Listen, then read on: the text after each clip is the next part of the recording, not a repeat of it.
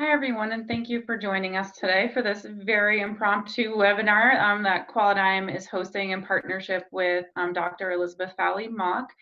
We felt it was important to really have a session set up quickly to address the topics of how to work and handle MAT in a time of social distancing in the public health emergency that we're in. So we thank you for joining us. My name is Kayla Cole. I am a project manager at Qualidime. And I'm just going to go through some opening information before we turn it over to today's speakers. Most of you know what Qualidime does and who we are, but just to give you a little bit of background as to why we're hosting this webinar, we are a national healthcare consulting organization with over 35 years in improving healthcare delivery and quality improvement. And a lot of it centers around hosting events like this and making sure that we're meeting the needs of clinicians during these times and providing additional education as needed. There is CME being offered for today.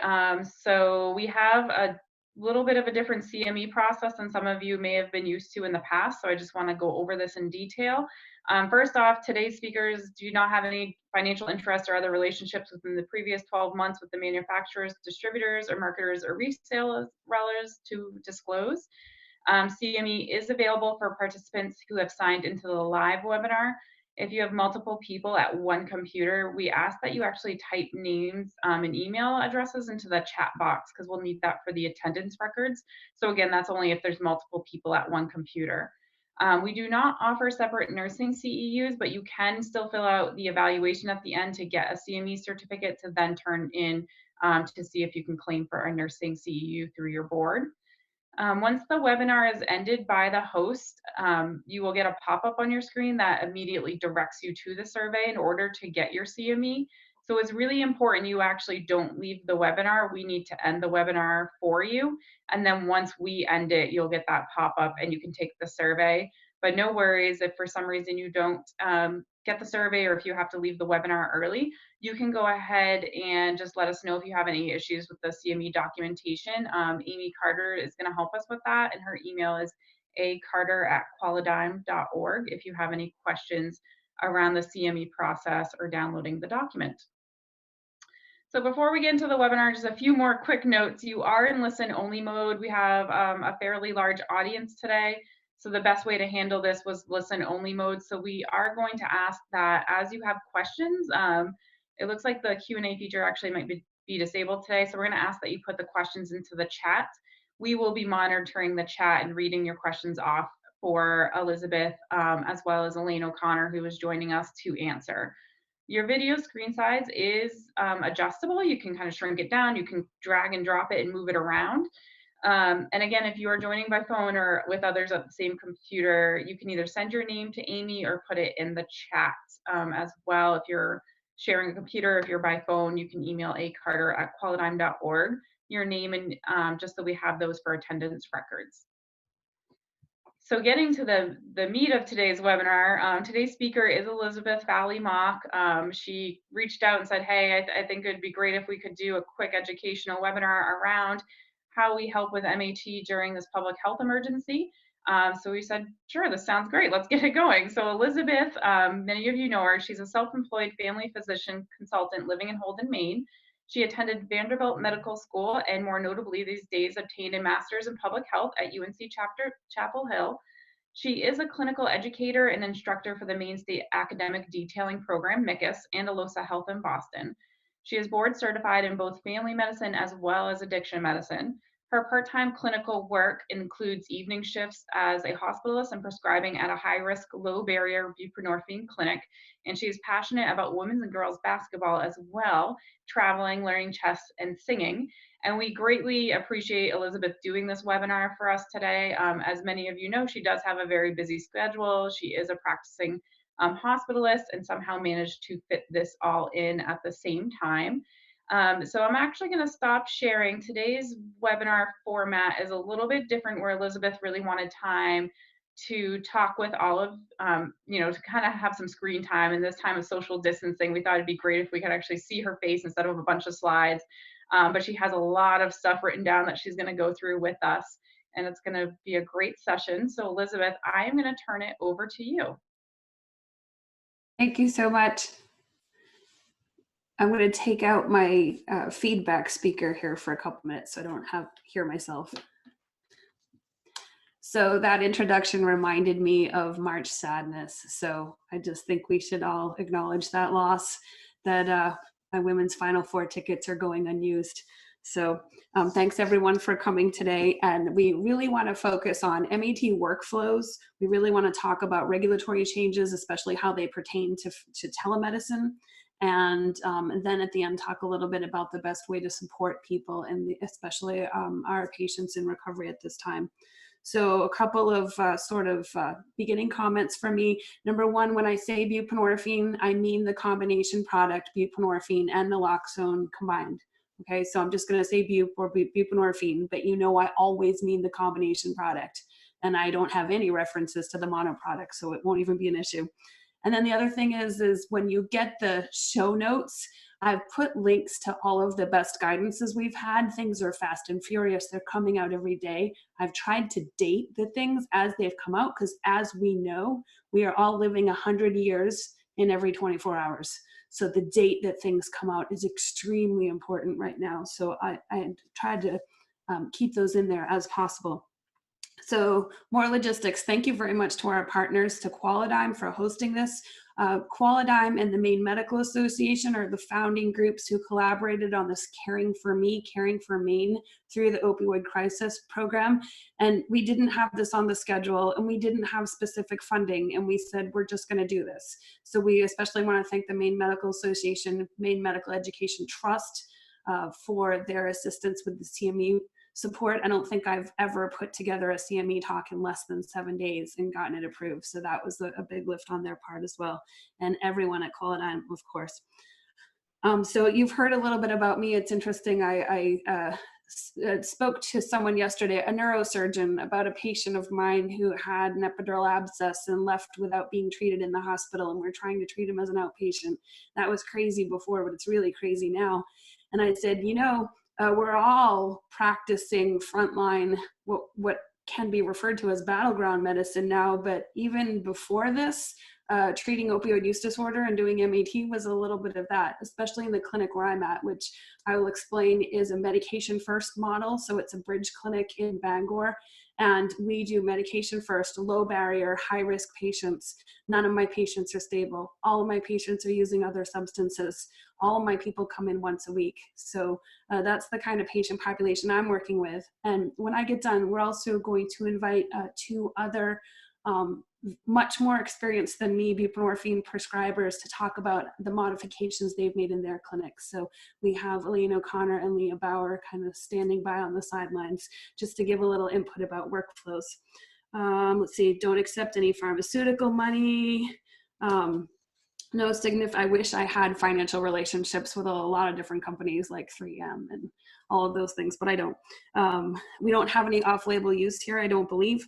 And again, these are general recommendations. You need to individualize your treatment to the patient. So starting, we've all heard all the statistics about COVID-19, so I'm not even going there. I want to specifically talk about how this relates to us in delivering good evidence-based care for the treatment of addiction. So I included in the show notes some links to often preparedness sites, a couple of the best ones in terms of thinking about workflows and redesigning our offices, which many of us have already done on the fly. I was joking yesterday at my clinic, I work at 7 a.m. on Mondays. So I work 7 a.m. to 1 p.m. on Mondays. That's my buprenorphine clinic time. And I realized really quickly last Monday and yesterday that in a rapid cycle of change, that's the worst time possible, because I was flying solo yesterday. At 9 a.m., I got the instructions on how to do a telemedicine visit that I had just done at 7:15 a.m. So I was winging it, and we tried to make it work, the patient and I. She didn't click on the right audio button on Zoom, which is a thing for patients to know. They want to click on internet audio, even if they're using their smartphone. So we pantomimed and we chatted on the 2-way video, and then we abandoned that, and then we did an old-fashioned telephone call, and we made it work to make it talk, to have our visit happen. So we've all heard about all of the benefits of social distancing, slow the spread of infection, decrease the numbers of people coming into healthcare facilities, free up staff to do other business. But in doing that, really we've freed up staff quite a bit to sometimes not be working because volumes are down so much. So now's a great time to think about policies and procedures. You know, there's this upcoming rule from the state about informed consent at the first prescription of buprenorphine, which we've been thinking about. We have patient provider agreements, but we don't have a real quick, short, informed consent specifically for the medication document. And I thought yesterday, now's a great time for me to be working on that document, right? It's a great time for me to get that together before that rule goes into effect. So I want to really be mindful to think about a lot of our patients. If any of you have seen the Lisa Letourneau pyramid of the treatment of opioid use disorder, we talk about the people at the base of the tournament, highest morbidity and mortality are the people who struggle the most socially. So those homeless, those in prison or just being released from prison, they're at the base of our pyramid. So we really want to be thinking about those patients. Last week in our state opioid clinical advisory meeting, Gordon Smith said, most people in the state are not worrying about whether heroin users can get their clean needles today, but we need to. And I'll alter that a little bit and say most people in the state are not worrying about whether buprenorphine patients will get their prescriptions today, but we need to, because we can see from the other side what it means to wake up in the morning and think about, where am I going to get this medication or drug? And sometimes people worry about, how am I going to pay for it? So to have the reassurance of an uninterrupted supply of buprenorphine, because most of our patients have experienced what it's like to have interruptions in treatment and to have interruptions in their use. So I wanted to include also to keep thinking about overdose prevention. Everyone you talk to, make sure they have a supply of naloxone, make sure that you're prescribing it, make sure they have filled it and have it on their person, because in very challenging and unsettled times, we need to have more access to these types of interventions that we can do to decrease mortality. I thought about this all by myself in terms of the impact to the supply chain of street drugs. And someone else mentioned it on the call last week. And so I thought, I'm not alone. There is an interruption in supply chain, just like everything else. You know, you think bread and eggs are sold out and heaven forbid toilet paper, but what about the street supply of heroin? And is there more fentanyl being mixed in with what's available and what's going on there? And so there are supply chain disruptions that have huge impacts on our patients' health, on their friends, on their colleagues, if our patients return to use in a time of stress. There may be more people seeking MAT, so they may be coming in and asking to be in treatment. And I think, what a great opportunity, right? If they're coming in asking for MAT purely because there's no heroin available, that's a great opportunity for us to provide them treatment and maybe retain. What if we retain 50% of the people who come in, not because they're ready for recovery, but because they feel like there's no other options? And if we can retain 50% of them in treatment, that's a pretty great opportunity for us. And then potentially there's less ED access, and there's more fear to seek care in an emergency department right now. So those are some of the things that we're thinking about in terms of serving our communities. So I also wanted to think about increased risk factors for transmission of the virus. Our patients may not follow shelter-in-place guidelines because they may be actively seeking substances. There's a lot of crowding in our patients' social situations and living spaces.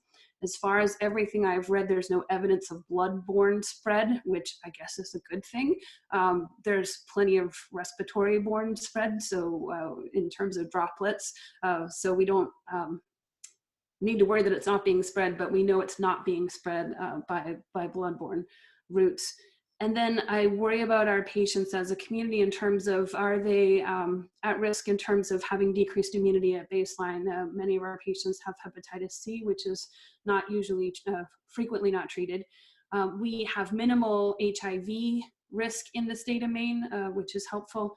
Our patients are always at risk for widespread bacterial infections. I told you about my patient who's incompletely treated for it was an epidural abscess and an osteomyelitis. by some miracle, he is actually getting better and his phlegmon is resolving, which is good because I can't get him into ID now.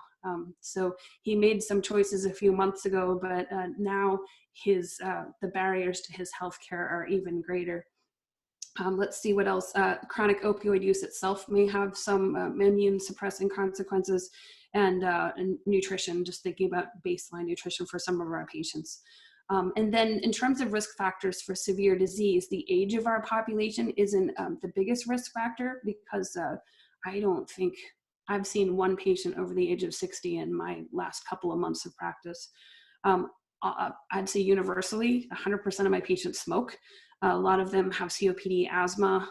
And again, I mentioned the ideas of chronic immunosuppressant related to chronic opioid use and some of those other suppressions of all those different endocrinological axes that are a little bit beyond me. The pre-existing conditions like diabetes and coronary artery disease are less prevalent, at least in my patient population. But then I think about, what about their pre-existing mortality risks before all of this? Not only are they people who are on opioids, even as buprenorphine and methadone, but previously on other opioids. And then are they using benzodiazepines? Are they taking sedatives inappropriately? Are they taking gabapentinoids? It seems that most of my patients are taking crack and meth, but not necessarily sedatives. So I wanted to talk about workflows now. Make sure I do a time check. One thing we need to do is we need to be clearly communicating to our patients that the rules are slightly altered, but this is a temporary situation.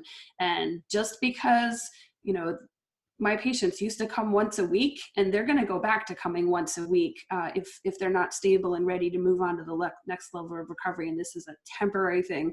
So to be pretty clear that the rules are suspended for a somewhat portion of time. And then I'm trying to reassure people that we're going to do everything we can to make sure that their prescriptions are uninterrupted. So that leads right to the idea of longer prescription intervals.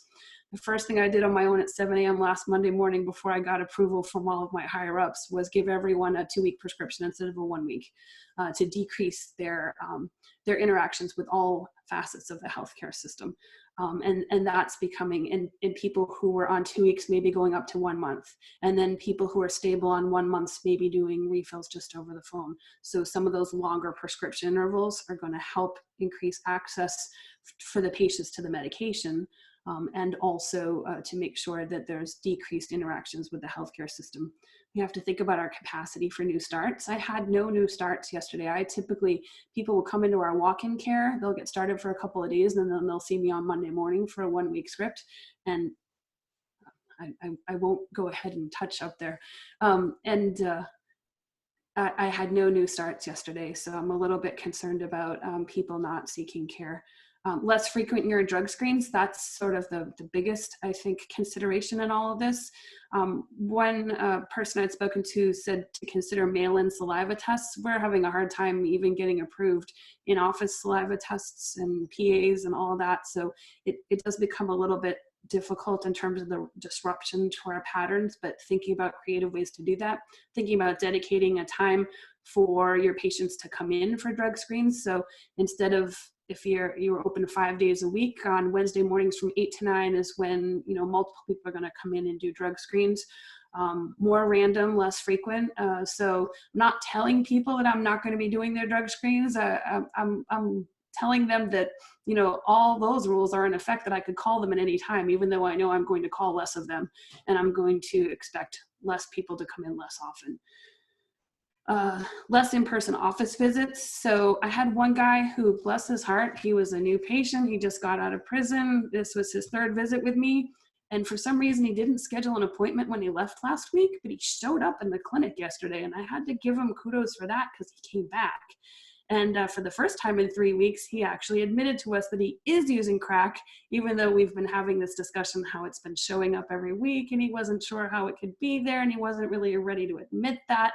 So I felt like we had some breakthroughs. He showed up, he admitted to what else he's using, we talked about his struggles, and because he was there and I hadn't seen another live patient all day, and I thought, this patient is a pretty, I would not call his visit non-essential. We went ahead and saw him and did the interaction, and I did give him his 2-week prescription. And I know he's struggling with the cocaine. It's his, I think, primary disorder, and his opioids are a secondary disorder. So becoming a lot more uncomfortable with uncertainty. Some of us were more comfortable with uncertainty before, and now we are all becoming more comfortable with certainty. I'm thinking about patient flow in the office. How can you limit the number of touch points? I've seen articles about some offices having the doors locked, having the patient call from the outside when they're there, or make some kind of motion. If they don't have a phone, a lot of my patients don't have phones. They get escorted by a staff member from the outside of the building into the exam room. So there's all these decreased touch points. I remember doing a urine drug screen, has multiple extra touch points added into the visit. So limiting the patient flow, thinking about computer workstations. My MA and I both last week had a very mild upper respiratory infection that we self-screened as not being pertinent, but we each used different rooms. And we practiced social distancing, and we masked when appropriate, neither one of us were coughing or sneezing. And we thought a lot about the touch points, even in our workflows, just the two of us. Let's see, follow-up instructions. So a week ago, I told patients, I have no idea what to tell you. I'm going to give you a 2-week script, and I want you to call me at 7 a.m., 8 a.m., 2 weeks from today, because I have no idea what I'm going to be doing. And I was pretty honest with them. So when I talk to patients, we'll try to get in touch with them this week to set up their telehealth visits. But like I said, if several of my patients don't have phones, and I told them it's essential you do something to obtain access to a phone, because we've got to have some kind of contact. And so at least I know if I can't get a hold of them, that they've been instructed to call me. And so I didn't know what the plan would be, except they should call me on the phone and not come to the appointment that they got on their little card last week, because I was pretty sure that wasn't going to happen. So being clear and having a lot of fail safes, I think is one thing. Naloxone, talking to patients to make sure that they can handle an increased supply and that they're not taking extra just for anxiety, and that I'm going to give you a 1-month script, but you have to make it last. And I know you've been on 2-week scripts, and this is, I'm putting a little bit of ask of you in a time of uncertainty and anxiety, and you need to figure out ways that you're going to make this last, and not really ration it, but make sure it lasts for the whole time. And then I think about what are our obligations for diversion mitigation. Basically, this is why we do all this, right? To mitigate against diversion, and to help people in their recovery, and to hold them accountable. And so I just challenge everyone to think about the pros and cons, mostly pros, of an increased supply on the streets of buprenorphine temporarily.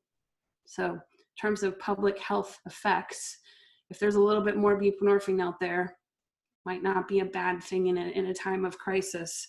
And you know, I worry so much about diversion of my buprenorphine now. What about those OxyContin scripts I was writing in 2005 when I worked at a residency program, and I inherited this huge panel of chronic pain patients on super high doses?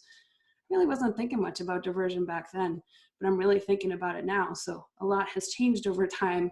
And I also know that the buprenorphine that's on the streets is lower risk than the other things that were on the streets in the past. Less chance of fatal consequences of a patient using buprenorphine. So just throw that out there as a pros or cons. There's no recommendations or regulations about that. It's just a thought. So what does Chapter 21 and Chapter 48 require of us? We have to have informed consent and a treatment agreement. You know, in certain situations, we can do that verbally. We can go through the treatment agreement, and then we can have the patient sign when they come back. So I think most of us have those in place. It's pretty easy to just verbally go over it with the patient. A PMP check before the new opioid prescription, that's simple, that's automated, we've got that. Urine drug screen is only required once a year. Now we do it at every visit. It's only required by law once a year, so that's pretty simple. Pill counts, strip counts are optional in that law. We do wrapper counts at every visit, but again, you know, so I'm not gonna do them for a couple of weeks. I think it's gonna be okay. And then we know that the best practices are more than the law requires, but at least in terms of meeting the requirements of that law. I think we'll all be fine on that. Another thing to think about is workforce contingency planning, predetermined cross coverage arrangements. So you need to anticipate that prescribers and staff will become sick. Hopefully they'll become mildly sick and out of work for a short amount of time. But especially if you're in an independent solo practice, you need to make arrangements for coverage for your patients now. If you cannot prescribe for them for a couple of weeks, who's going to help you out? Who's your backup? And what mechanisms will be in place to help your patients to ensure some continuity of care, especially if you're in a solo practice. I worry about that the most. In my big system, there's a bunch of us that only work 1 day a week, 2 days a week. We all cover for each other. We feel very comfortable because we work in a high-risk population of assuming other people within our little pods, patients and prescriptions, and going back and forth because we all work as a group and work on best practices together. And it's not a bad time to think about upping your limit. When I upped from 30 to 100, made my life so much easier because I don't ever worry if I've done too many prescriptions. I'm pulling down the blind because the sun is out. I don't even worry anymore now that I have a 100 patient limit. This is a little bit comical, but I said, what about drive-through MAT? And I'm like, no one is recommending drive-through MAT. There's huge privacy issues. Obviously, there's no drug screens in drive-through MAT. Patients still need to go to their pharmacy, the documentation, the access to prescribing. It's just a pretty unworkable solution, but I just wanted to throw it out there. But no one is recommending this. SAMHSA is recommending telemedicine visits. In terms of pharmacy issues, as far as I understand, there are no supply chain medication shortages so far for buprenorphine. Hopefully that won't be an issue, and there's enough different formulations and products that will have an adequate supply. But supplies of all kinds of medications that are in high demand is big on people's minds. So now back to telemedicine. We'll do that. So as of the 20th, SAMHSA strongly recommends using telemedicine for all MAT appointments. So there are definitions by CMS, which is what, governs Medicare. There's a telehealth visit. There's a virtual check-in and an e-visit. And I didn't know until this morning that they actually have these 3 classifications. We're gonna mostly talk about telehealth visits. So if you have a portal and your patients can enroll, that's great. The payment requirements vary among insurers. The copay waivers in Medicare and Medicaid, as far as I know. HIPAA rules have been suspended for the platforms. So prior to this, there were a lot of rules about how you did telemedicine. Kind of like the rules are off now. So the HIPAA rules have been suspended. You can use any video platform and any video device to bill for Medicare. And now some of the other payers are coming along and may be different. So I'm going to talk mostly about Medicare rules because everyone should follow them, and Medicaid rules as well. So the HIPAA rules are suspended. There's 42 CFR accommodations. For those of you who know who do this as a practice primarily, like me, even though I'm a family doctor, I'm doing only buprenorphine patients, so I'm under 42 CFR, which is more restrictive than HIPAA. But there are some accommodations for medical emergencies in terms of sharing what we consider medically necessary information to another medical provider in the time of emergency. So there are some accommodations for that. I have links to all of these directives. Telemedicine or a telehealth visit needs to have an audio, visual, real-time, two-way interactive communication according to Medicare. So there's some confusion about telephones. So what they meant when they wrote the rules is it's okay to use a smartphone's video capabilities, which before this wasn't necessarily allowed. But the idea is that you are doing two-way audio-visual communication. Now, it doesn't preclude a voice telephone call, which Medicare calls a virtual check-in. And you could also document that it's an emergency and you couldn't establish the two-way audio-visual. So that's another option. The rules about location and provision of services and the receipt of services have been suspended. So there were rules about rural health. There were rules about where the originating prescriber, physician, counselor had to be located, and rules about where the patient had to be located. Those are suspended. And on the 18th, Vice President Pence talked about changing the practicing across state lines guidelines as part of this state of emergency. I did not find any official agency that has put in writing this information about practicing across state lines. So I'll tell you, at PCHC, we are verifying that our patients in our telehealth visits are physically located inside the state of Maine. That's what we're doing today, right now, because I didn't find any agency other than a news report that Pence talked about it. No agency has specifically come out with guidelines. So that may be coming, but I couldn't find anything official. The established patient rule in Medicare. So for Medicare, you can only do a telehealth visit if you've already seen the patient once before. They said that the rule exists, but they won't be auditing anyone. So it sounds like a little bit permission to me. There's also a rule for that in MAT. It's part of this thing called the Ryan-Haidt Act, that you have to do an in-person examination of a patient before you can initiate prescribing MAT for this patient. And that is waived now as well. We need to make sure that we're documenting consent in the chart. I'm going to include the consent that we have. It's kind of long, that we developed at PCHC yesterday. It was developed at 9 a.m. after I saw my patient at 7 a.m. But we have a consent, and you want to have a mechanism to say that the patient requested the service. So yeah, they request that they have a visit to get their refill, but you're supposed to say that. In systems, it's a little bit easier because we have other large amounts of people working on developing for these in small groups and small practices. Then the onus is more on us as prescribers. Documentation. I recommend that you put in every single note, and I started doing this last week for sure. At the time of this visit, a national and statewide public health emergency exists, and I have an example of my quick text that I'm putting in every note, and I'm updating my quick text. Because 3 years from now, when the DEA or the board comes and looks at me, just in case they forgot these days, I want them to know that what I was doing was in a particular context. So I have a bunch of links for telemedicine resources. The AAFP has one, the American College of Physicians has one, CMS has a telemedicine toolkit that they released last week. The AMA has a telemedicine website, and Qualidigm has put all these best practices and resources together on their page, so we'll send you links to that. Okay, I'll do regulatory guidance, and then we'll talk about some couple other workflow best practices, and then open it up for questions.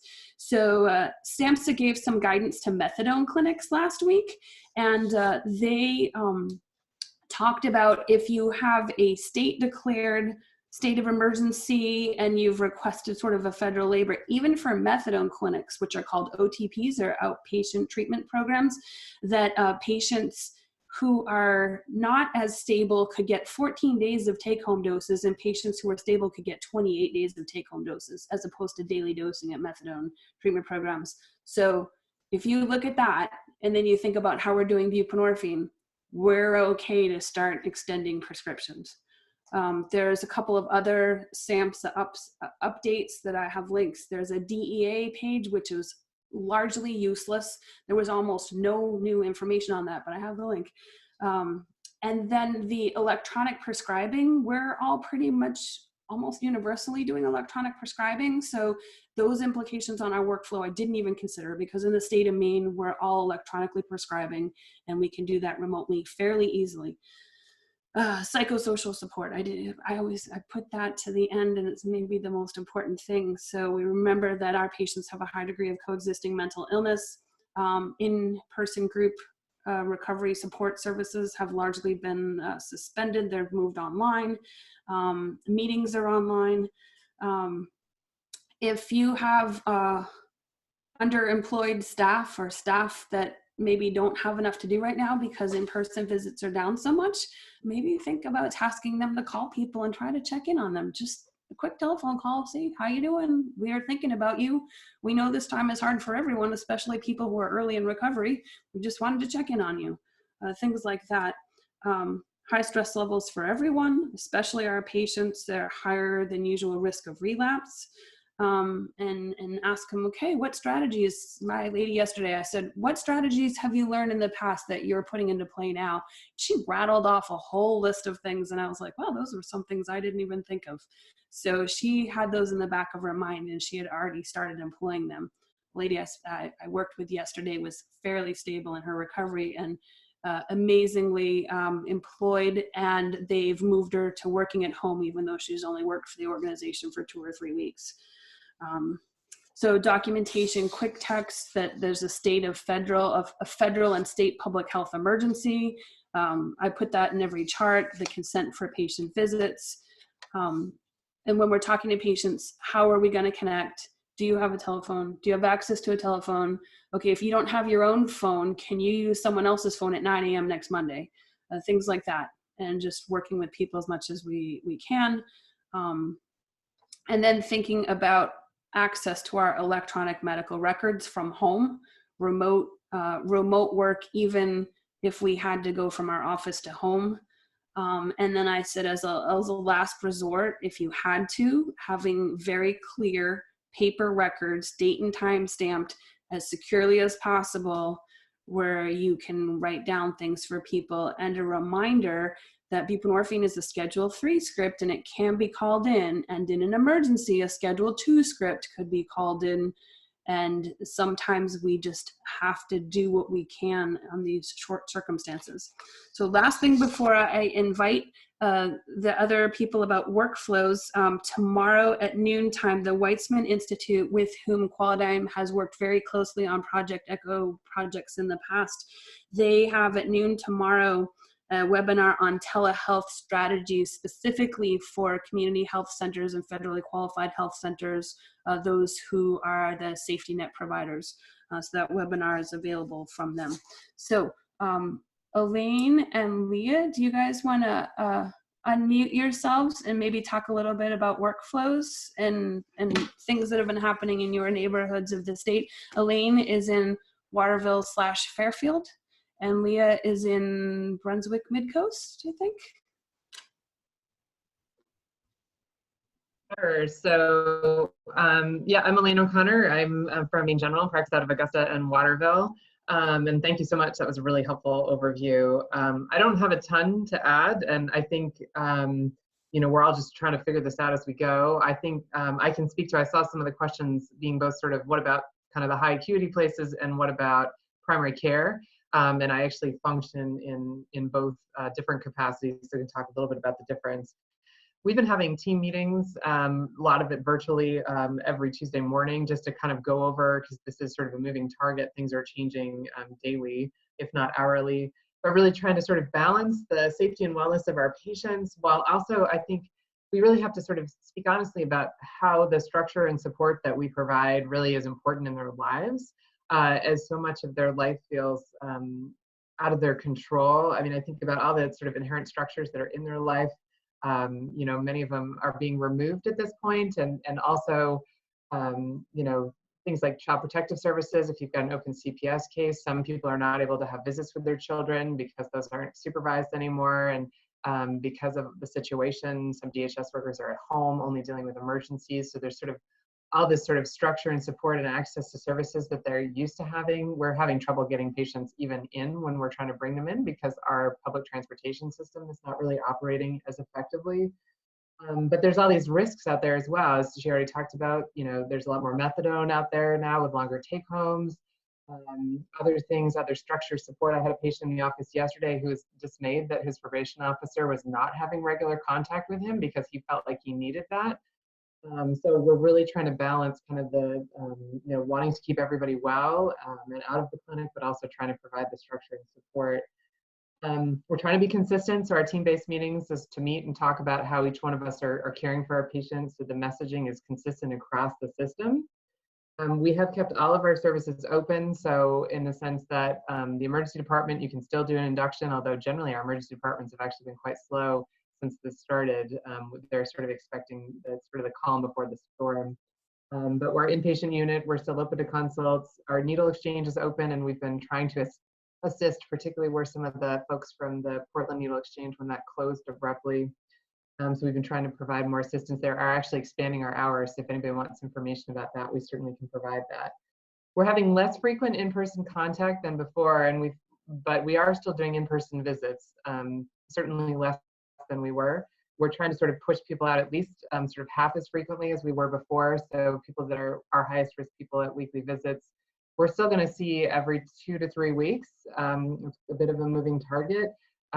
Trying to bring them in my primary care practice, we have sort of a sick side and a well side.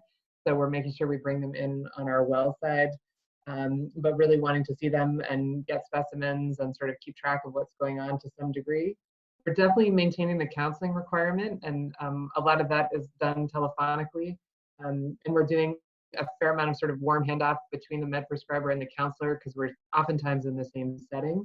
But making sure that that's happening, or basically saying, talk to the counselor this afternoon, and then we'll send your prescription at the end of the day kind of piece. People are really struggling and needing that level of support. We have kept our random drug screen. We have a call-in line where people phone twice a week to find out whether they have to come in for a random.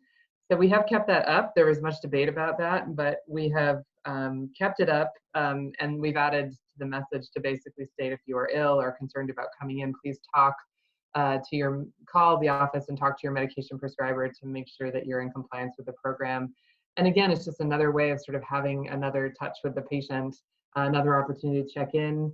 People are losing their jobs, they're losing their financial resources, people are in crisis, and this gives us the opportunity, particularly in my primary care practice, to connect the patient with a social worker or somebody who's able to assist them in whatever resources they might be eligible for. But it's a challenge, and bringing someone in who's sick is not really something we can do, and it's hard. I think for those of you who have open CPS cases too, like it feels pretty scary when things are just out there.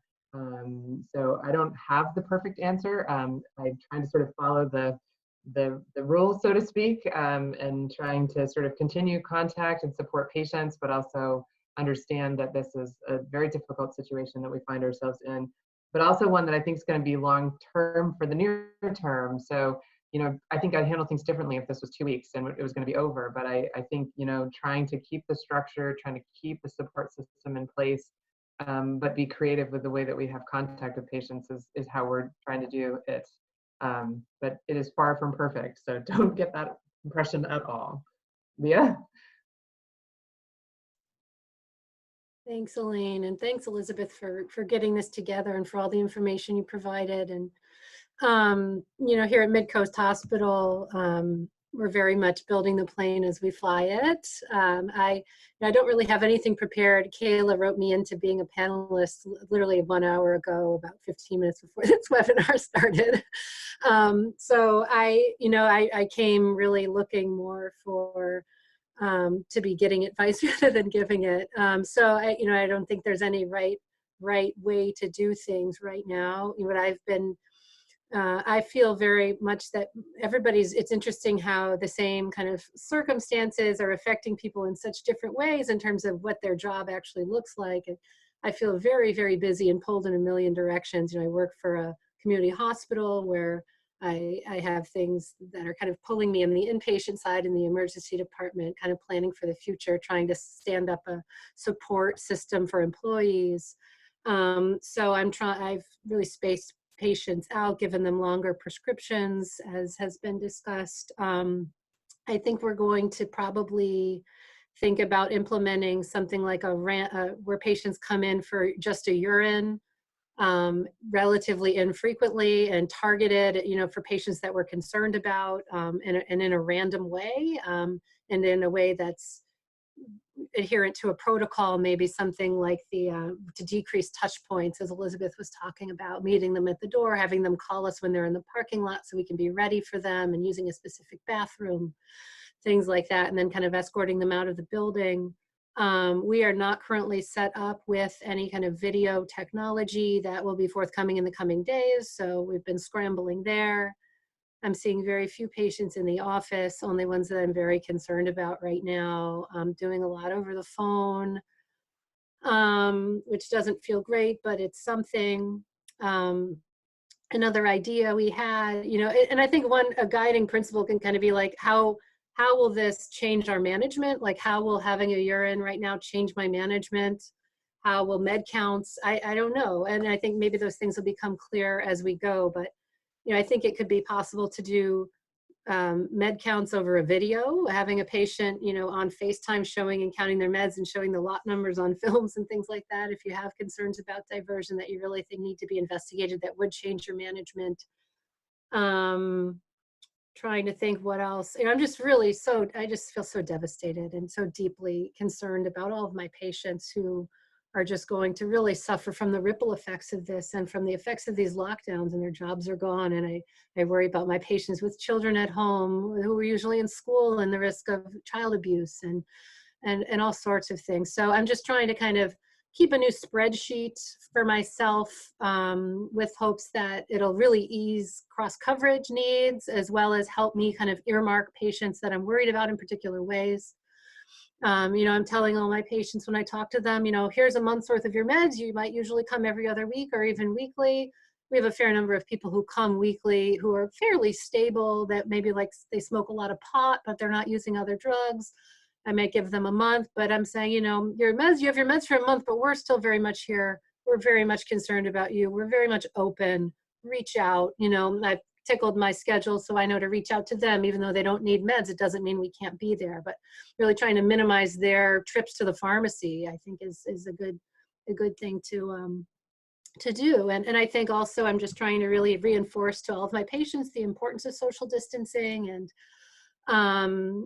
hand washing and reviewing those things. I think that, from their provider, they're much more likely to take it to heart. But in reality, so many of our patients, they don't have the resources to stock up on a 2 weeks worth of groceries, or, fill their gas tank up all the way, or what, it's really more difficult for them to isolate. So, those are the thoughts that just kind of come to mind right now. I guess I'll just stop talking. Great. Thank you, all three of you. I appreciate all the thoughts you've shared and the input. We have had some questions entered into the chat, so I'm going to start reading those off, and you guys can answer them as you can take turns if you want, or Elizabeth can be the primary answer, and she can kind of tap on either of you if she needs. But if you have other questions, you can feel free to keep entering them into the chat. So one of the first questions that came through, and Elizabeth, I think you spent a little bit more on this after it came through, but somebody had asked, what do you suggest for a patient that after refilling their scripts calls in a few days saying, like, I lost my buprenorphine and I need a new refill? That's a tough one I haven't thought about. We're pretty clear in our very first visit that we don't do early refills. We don't do stolen meds. We don't do dropped in the toilets meds. And we're very explicit about that. I would say it depends on the patient, which it shouldn't, because it should be a policy, right? But I guess I would take some extenuating circumstances. But if I already had a suspicion that the patient was diverting or was improperly using their medication, I'd need a little bit of reassurance.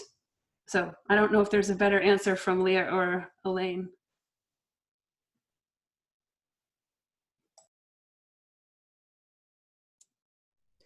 I think in that circumstance, I would probably stick to my clinic's pre-existing guidelines around not refilling early, unless there was some sort of hugely extenuating circumstance that made me think otherwise.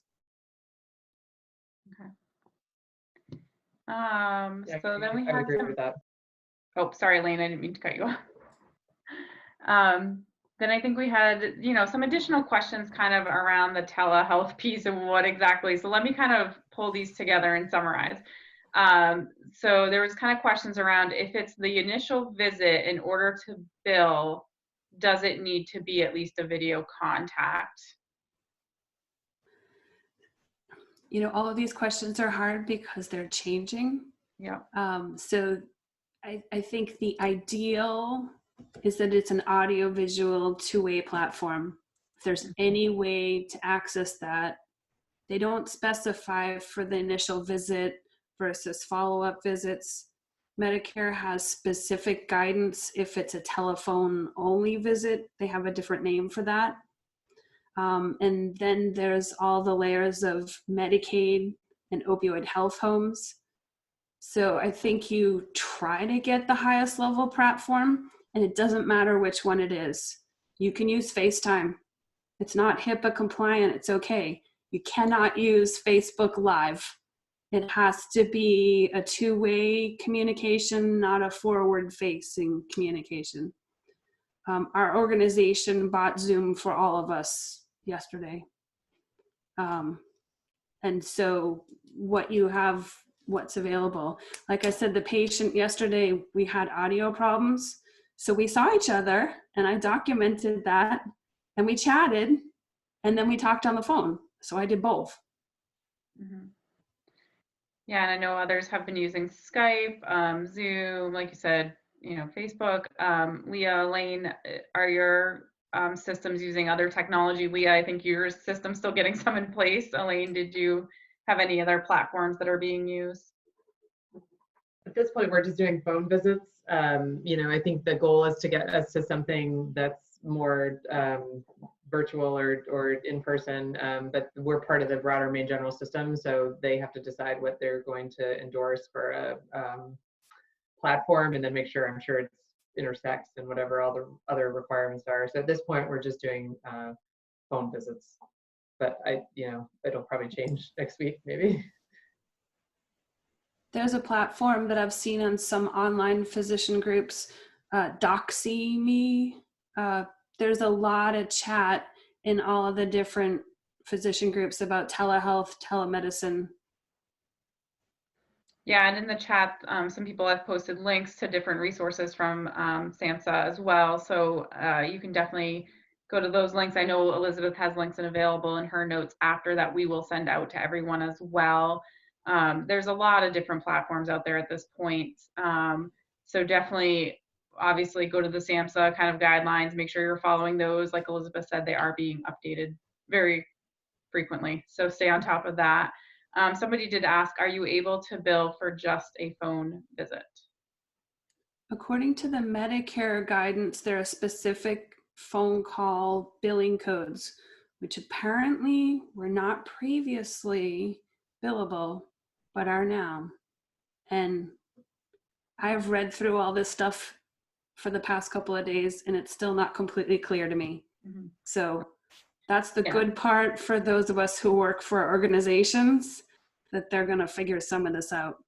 And if I'm doing unbillable phone calls, but I'm sitting in the office and I don't have patients to see, I'm just going to do it to keep those the touch points with my patients.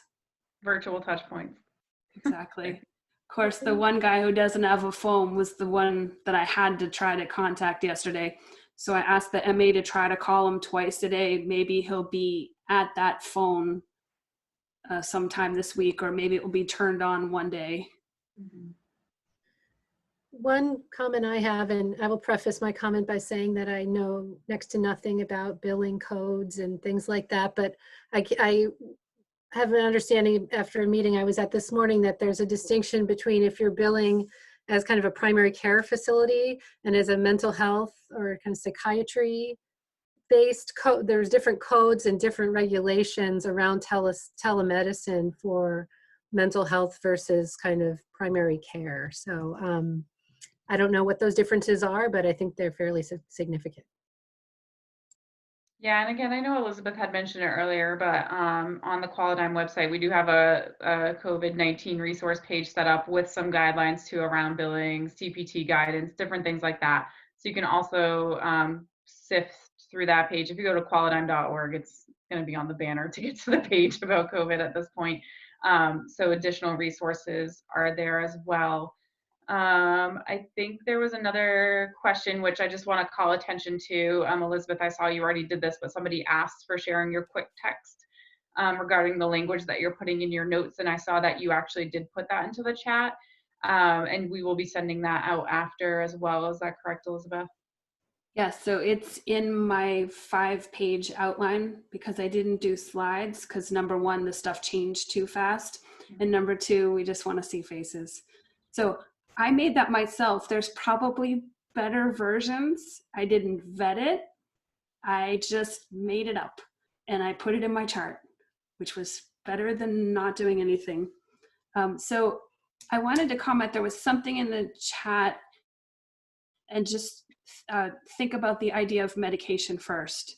So what we're doing is decreasing mortality from a disease that has fairly high mortality, and that we're trying to provide patients and medication even in normal circumstances, in difficult circumstances. And so we're doing the best we can to reduce mortality. And I have a quick text for that I put in my chart when I have patients who are just a mess and I'm still prescribing them buprenorphine. And I say, I'm doing a medication first approach, and this patient is at high risk for mortality and overdose. And we're trying to do an intervention to bring this patient into the system. And that's what I write. And Elaine, you might be able to help with this one too. What about about working not in an MAT clinic, but more of a primary care setting? How long can we do the UTOX? We are limiting things coming into the offices, and our labs are limiting patients coming in. Yeah, so again, I don't probably have the best answer, but we're just sort of making adjustments. I mean, we are bringing some people in that we're concerned about, and it's more just sort of to understand where they're at, particularly people with the polysubstance use picture, trying to make sure they've got a lot of medications. For us, it's not, you know, just the buprenorphine, but it might be other things because they're meth use disorder and other things. But we're trying to bring them in and side and a well side to the extent we can. We're screening people when they come in into the waiting room, and they're being sort of filtered off into the right place as best we can.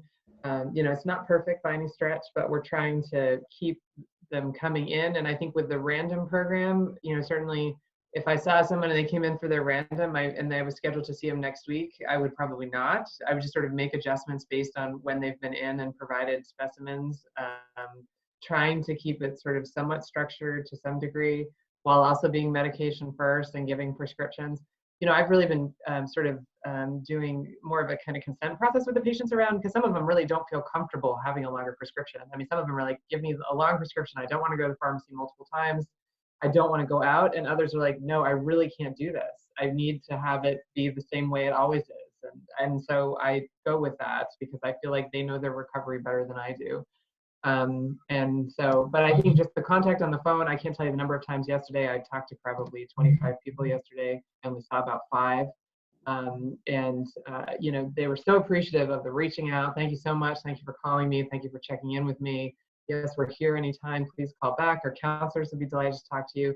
There's also a lot of, one thing that didn't get mentioned, you know, online recovery meetings.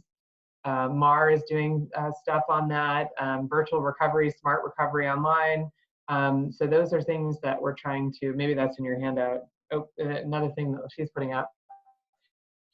So just, those are options for patients, and that, you know, many have found them very helpful. And actually people who've previously been kind of wary of attending meetings have said, you know, I'm gonna try this and see how it goes, and it's gone okay. So these are potential options for people as well.